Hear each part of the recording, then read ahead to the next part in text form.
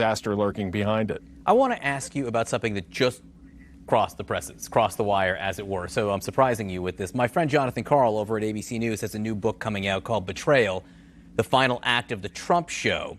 And that for the first time, he reports that on January 20th, when he was flying out of Washington, D.C., former President Trump told RNC Chair Ronna McDaniel, "I'm done. Basically, I'm leaving the Republican Party. I'm starting my own party," he told the RNC chair. Apparently, she warned of the consequences. She said we'd lose forever. Trump said he didn't care. And it was only after the RNC threatened to take control of Trump's email list, among other potential legal actions, that Trump backed down. The significance there. I was one of the people saying that the Republicans back in 2015, 2016 should have dared him to run third party because he wasn't a Republican. And Trump kept edging toward that. And of course, you may remember back then they made him sign a loyalty pledge and promise not to run against the party. I think that's classic Trump. If things don't go my way, I'm going to take my toys and I'm going to go home. I don't think he'll do it. I think the infrastructure of the party is too much under his control, and that's simply too tempting for him to hold on to. But I think that's a classic Trump threat that, unless everybody does things my way, I'm going to go start another party and do it better, and it'll be the best party anybody's ever seen. But it would be disaster for the Republicans. And I think, he should have done it in 2016. I think that would have changed history.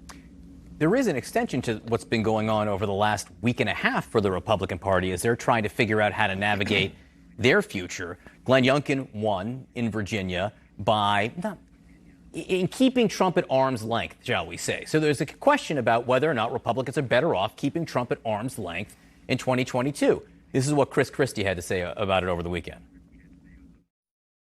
We can no longer talk about the past and the past elections. No matter where you stand on that issue, no matter where you stand, it is over. Now, again, I'm not really sure Chris Christie felt brave enough to use Trump's name at great length there, but the point he was making is we got to look forward. Your thoughts? Well, excuse me, John, you hit something really important there. If the Republicans were really saying we really are past it, they would use Trump's name. But they won't, which shows that they aren't. The problem is that the Republican Party has become a cult of personality. It's been captured by one person. And what you're seeing here, and I think you saw this as well with Nikki Haley taking a kind of veiled swipe at Trump about competence and tax returns and things like that. You have a lot of ambitious Republicans who want this guy to get off the stage and stop costing them elections. But the problem is the party has become fused to him personally.